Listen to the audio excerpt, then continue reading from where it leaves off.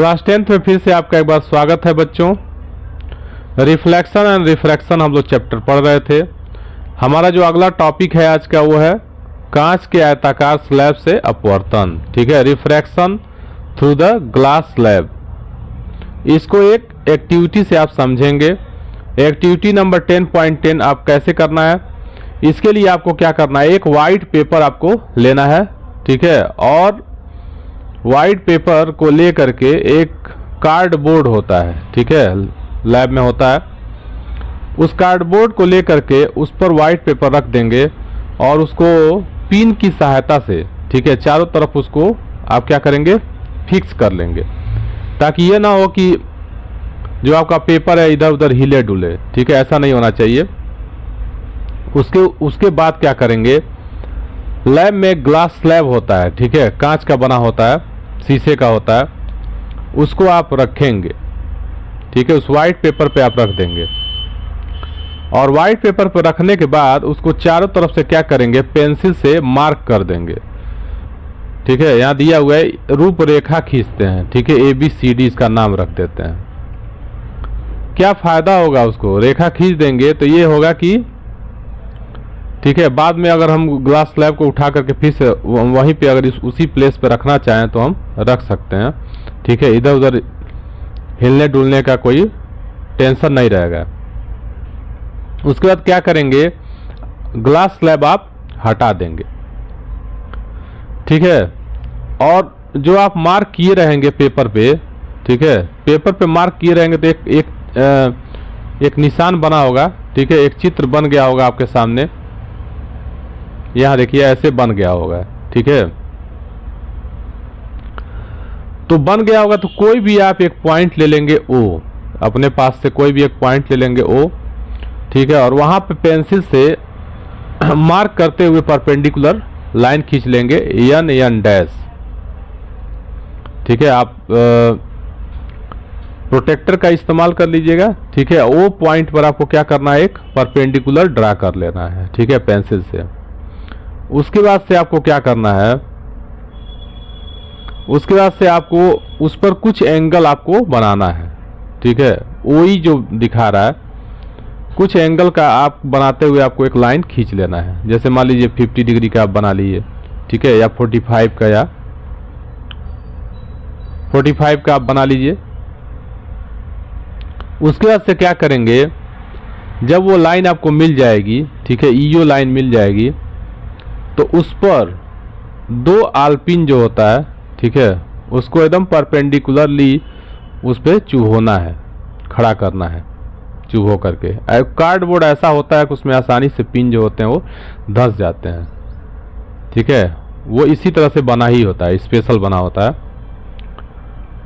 ठीक है, आपको इतना काम कर लेना है और पिन ऐसा आपको धंसाना है कि उनके बीच का जो डिस्टेंस है वो लगभग कितना होना चाहिए, 3-4 सेंटीमीटर डिस्टेंस होना चाहिए। ठीक है, मतलब बहुत करीब नहीं होना चाहिए, एक प्रॉपर डिस्टेंस पे होना चाहिए। उसके बाद से क्या करेंगे, फिर से ग्लास स्लैब को उठा करके जो आप मार्क किए थे ABCD, ठीक है, यहाँ पे जो दिखा रहा है ABCD जो आप मार्क किए हैं, देखिए यहाँ ABCD, इसी पर आपको फिर से ग्लास स्लैब को रख देना है। ठीक है, ताकि मतलब इधर उधर ना हो, उसके बाउंड्री लाइन पे ही वो आए, इस तरह से इसको रख देना है। अब पिन आप क्या किए हैं, चुभा लिए हैं। अब आपको दूसरे तरफ से, ठीक है, यानी इस डायरेक्शन से आकर के जिधर वायु लिखा हुआ है, इधर से उस पिन को उस ग्लास स्लैब के अंदर से देखना है। ठीक है, इसमें कोई भी प्रॉपर डिस्टेंस नहीं दिया है, तो इधर से आप देखेंगे, तो जब देखेंगे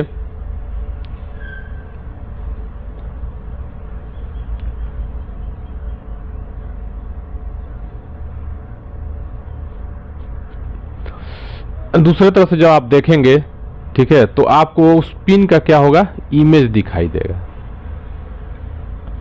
ठीक है, वास्तव में देखिए जो डॉटेड लाइन से दिखाया हुआ है, ठीक है, ये लाइट तो ऐसे आनी चाहिए थी, डॉटेड लाइन को फॉलो करते हुए आनी चाहिए थी, लेकिन लाइट जो होती है वो डॉटेड लाइन से फॉलो करते हुए नहीं आती है। ठीक है, क्योंकि आप जानते हैं कि लाइट वहाँ से रेयर मीडियम से फिर डेंसर मीडियम में आ रही है, ठीक है, यानी शीशे में आ रही है, कांच में आ रही है, और कांच में आने के बाद से फिर से वो क्या हो रही है, बाहर निकल रही है, तो फिर से रेयर मीडियम में वो वापस आ रही है। तो इस तरह से वहाँ पे क्या होगा, अपवर्तन की घटना होगी, ठीक है, यानी रिफ्रैक्शन की घटना होगी। ठीक है, रिफ्रैक्शन की जो घटना है यहाँ पे आप महसूस कर सकते हैं कैसे, अभी एक्सपेरिमेंटली आप और डिटेल इसको देखेंगे। तो आना चाहिए था उसको डॉटेड लाइन से आना चाहिए था, ठीक है, लेकिन वो कैसे आती है, ये लाइट ये जो लाइन है वो कैसे आपको मिलेगी। तो जब आप दूसरे तरफ से उसको देखेंगे, ठीक, तो जहां पे वो दोनों जो पिन एक दूसरे के एकदम सीधे में दिखाई देंगे, ठीक है, और पीछे वाला जो पिन होगा वो आगे वाले पिन से ढक जाएगा, ठीक है, यानी दिखाई नहीं देगा, ठीक है। ऐसा आप अपने आप को एडजस्ट करेंगे। तो फिर क्या करेंगे, आप तीसरा पिन वहां पे लगा देंगे, ठीक है, हाथ में तीसरा पिन लिए रहेंगे, एक आंख को बंद कर देंगे, बाईं आंख को बंद करके, ठीक है, इधर से देखेंगे। तो जो तीसरा पिन आप लगाएंगे, इधर लगाएंगे, वाई जिधर लिखा हुआ है इधर नीचे की तरफ, ठीक है, इधर की तरफ, यानी जी पॉइंट जो दिया हुआ है उस पॉइंट पर आपको पिन लगाना है। यहाँ पिन दिया हुआ है, आपको वहाँ कुछ नहीं, व्हाइट पेपर होगा, कुछ नहीं दिया होगा। तो आप एक आंख को बंद करके ऐसा तीसरा पिन रखेंगे कि इस तीसरे पिन के पीछे बाकी जो दोनों पिन हैं जो उधर लगे हुए हैं उस साइड में, वो एकदम छिप जाएं, ठीक है। तब आप तीसरा पिन वहाँ पे धंसा देंगे। फिर चौथा पिन आप उठाएंगे, ठीक है, फिर से एक आंख बंद करेंगे, बाईं आंख को बंद करेंगे, ठीक है, दाईं आंख से देखेंगे, ठीक है, और फिर जो चौथा पिन है वो उस तरह से आप धंसाएंगे उसमें, ताकि उस चौथे पिन के पीछे बाकी जो 3 पिन है वो बिल्कुल ही छिप जाएं, ठीक है, दिखाई ना दें आंखों से। तो इस तरह से अब आपको कितने पॉइंट मिल गए, 1 पॉइंट, 2 पॉइंट तो पहले ही मिला था जिसको आपने उधर लिया था, ठीक है, ई और एफ, और फिर इधर भी 2 पॉइंट मिल गए जहाँ पे आपने पिन धंसाया है, तीसरा पिन और चौथा पिन जो धंसाया है, ठीक है, जी और एच 2 पॉइंट इधर मिल गए। अब क्या करेंगे, ग्लास स्लैब को हटा देंगे, ठीक है, पिन को भी निकाल देंगे, और सारा आप क्या करेंगे, अब इसको कंप्लीट करेंगे, यानी ई और एफ को ओ तक मिला लेंगे, ठीक है, उसको डॉटेड इसके रख करके फिर उसी लाइन को डॉटेड लाइन से आगे की तरफ बढ़ा देंगे, ठीक है, पी तक बढ़ा देंगे। फिर क्या करेंगे, यहाँ जो जी और एच जो पॉइंट मिला है तो ओ को जी से मिला देंगे, ठीक है, और जी को एच से मिलाते हुए एक लाइन खींच लेंगे। इस तरह से आपको पता लगता है कि लाइट जो है वो बाहर किस तरह से ट्रेवल कर रही है और कांच के अंदर, ठीक है, किस तरह से वो ट्रेवल करते हुए निकल रही है, ठीक है। तो ये आपका पूरा एक्सपेरिमेंट हो गया। आप कैसे समझेंगे, ठीक है, ग्लास स्लैब से रिफ्रैक्शन की जो फिनोमेना है उसको कैसे एक्सपेरिमेंटली डिटरमाइन करेंगे, ठीक है।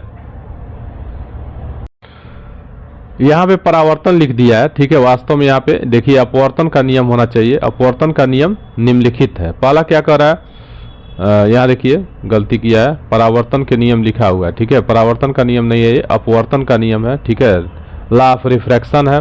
तो पहला क्या कहता है, आपतित किरण, अपवर्तित किरण तथा दोनों माध्यमों को पृथक करने वाले पृष्ठ के आपतन बिंदु पर अभिलंब, यानी तीनों, ठीक है, इंसिडेंट रे, रिफ्रैक्टेड रे और नॉर्मल, तीनों क्या होते हैं, एक ही प्लेन में लाई करते हैं, ठीक है, एक ही प्लेन में लाई करते हैं। आपका ये क्या होना चाहिए, एक प्लेन में आ जाएंगे। जैसे आपका कोई पीडीएफ का जो ये आप देख रहे हैं फिगर, ठीक है, वो उसको भी एक प्लेन कंसीडर कर सकते हैं। तो उस प्लेन में तीनों क्या हो रहे हैं, आ ही रहे हैं। यहाँ पे आप देख लीजिए, ठीक है, ये मान लीजिए प्लेन पेपर है, तो इस पेपर में तीनों आ जा रहा है, इंसिडेंट रे, नॉर्मल और रिफ्रैक्टेड रे, ठीक है, तीनों लाई कर रहे हैं। सेकेंड जो लॉ क्या कहता है, ठीक है, प्रकाश के किसी निश्चित रंग तथा निश्चित माध्यमों के युग्म के लिए आपतन कोण की ज्या, ठीक है, यानी sine of angle of incidence जो होता है, ठीक है, और sine of angle of refraction का जो रेशियो होता है वो कांस्टेंट होता है।